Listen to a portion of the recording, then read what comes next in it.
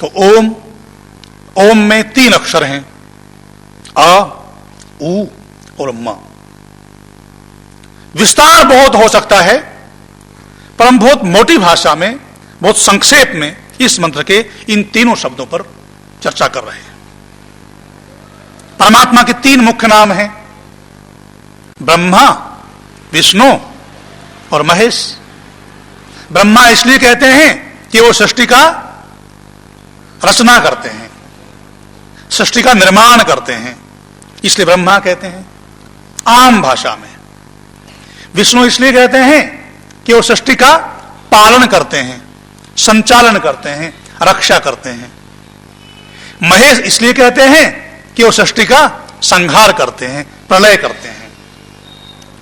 ओम के तीनों अक्षर परमात्मा के इन तीनों नामों के प्रतीक हैं। आ, उ, म। आप बोल के देख लेना, आ से मुख खुलता है, अर्थात सृष्टि का आरंभ होता है।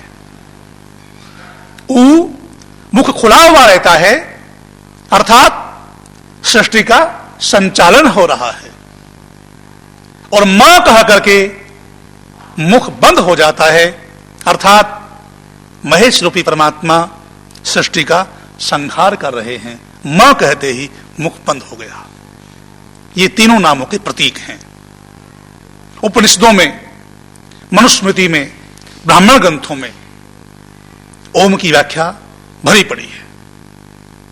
फिर कभी ओम पर ही विशेष चर्चा करेंगे। उसके बाद महाव्याहृतियों का उच्चारण करते हैं। भू, भुवः, स्वः। भू, भुवः, स्वः, ये 3 महाव्याहृतियां हैं। व्याहृति क्यों कहते हैं इनको?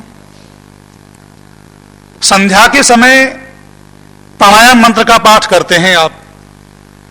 ओम भूः, ओम भुवः, ओम स्वः, ओम मः, ओम जनः, ओम तपः, ओम सत्यम।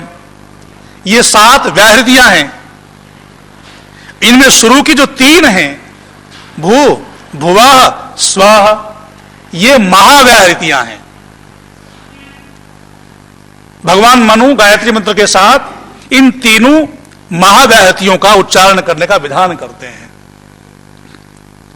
छंद के अनुसार तो गायत्री मंत्र तत् से शुरू होता है। तत्सवितुर्वरेण्यम भार्गो देवस्य धीमहि धियो यो नः प्रचोदयात्।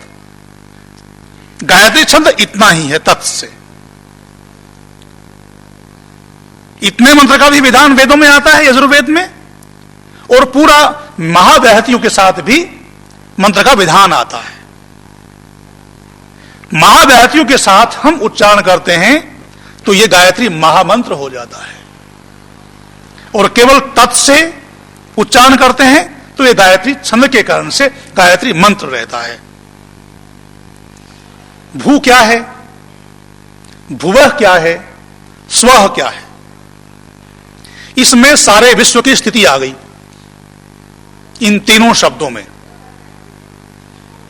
ओम भी इन तीनों का संक्षेप रूप है। आहृति के कहते हैं किसे? आहृति, उससे पहले वी, विशेष प्रकार का जिससे बोध हो, विशेष प्रकार की जिससे जानकारी हो, उसे कहते हैं व्याहृति। जिस जानकारी को हमने धारण करना है अपने जीवन में, क्योंकि धारण नहीं करोगे तो निरर्थक है उसका जानना। आपने कोई भी बात जानी विज्ञान के संबंध में, विज्ञान के विद्यार्थी किसी बात को पढ़ते हैं, पर जब तक प्रयोगशाला में जाकर के उसका प्रयोग नहीं करेंगे तो वो जानना व्यर्थ है। ज्ञान के साथ साथ कर्म आवश्यक है। ज्ञान के साथ आप कर्म करते हैं, प्रयत्न करते हैं, तभी सुख मिलता है। इसी प्रकार से ये जो भू भुवः स्वः, इसको आप सारे शरीर पर और सारे ब्रह्मांड पर घटा सकते हैं। गायत्री मंत्र वो महामंत्र है जो केवल अपने एक व्यक्तिगत कल्याण के लिए बात नहीं करता, पूरे ब्रह्मांड का बोध करवाता है ठीक प्रकार से। इसलिए आरंभ में ही व्याहृति का विधान है जो ठीक प्रकार से पूरे ब्रह्मांड का और अपने इस पिंड का भी बोध करवा दे। संध्या में आप क्या करते हैं? सबसे पहले अंग स्पर्श करते हैं, आचमन करते हैं, हवन में भी और संध्या में भी। परमात्मा के गुणों का कथन तो बाद में करेंगे, पहले आचमन करेंगे, अंग स्पर्श करेंगे, अपने इस शरीर का ध्यान करेंगे। ठीक इसी प्रकार इस गायत्री मंत्र में भी आप अपने इस शरीर का भी ध्यान कर रहे हैं और ब्रह्मांड का भी ध्यान कर रहे हैं, पूरे विश्व का, समाज का और राष्ट्र का ध्यान कर रहे हैं, और उसके अनुसार अपने जीवन में प्रयत्न करेंगे। तब मानव मात्र जो चाहता है सुख की प्राप्ति, तब आप सुख प्राप्त करेंगे। बिना प्रयत्न किए सुख प्राप्त नहीं होगा, गायत्री महामंत्र का कोई फल प्राप्त नहीं होगा। प्रार्थना और पुरुषार्थ, ज्ञान और प्रयत्न अर्थात कर्म, पहली सीढ़ी ज्ञान, दूसरी सीढ़ी प्रयत्न या कर्म, और फिर सुख अपने आप मिलेगा। भू, सामान्य रूप से भू किसे कहते हैं? इस जमीन को। बहुत साधारण भाषा में वेद मंत्र उपदेश देते हैं।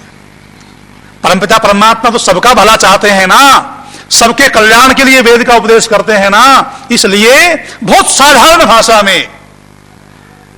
और ये गायत्री मंत्र जिसे हम महामंत्र कहते हैं, इसमें तो और ज्यादा साधारण भाषा है, बस केवल थोड़ा सा समझने की बात है। भू, इस धरती को भू कहते हैं लोक भाषा में, और यहां जो भू है इसका अर्थ ये धरती भी है, परंतु मुख्य अर्थ क्या है? भू जो प्राणों का भी प्राण, प्राणों का भी प्राण, प्राणों को देने वाला कौन? परमपिता परमात्मा।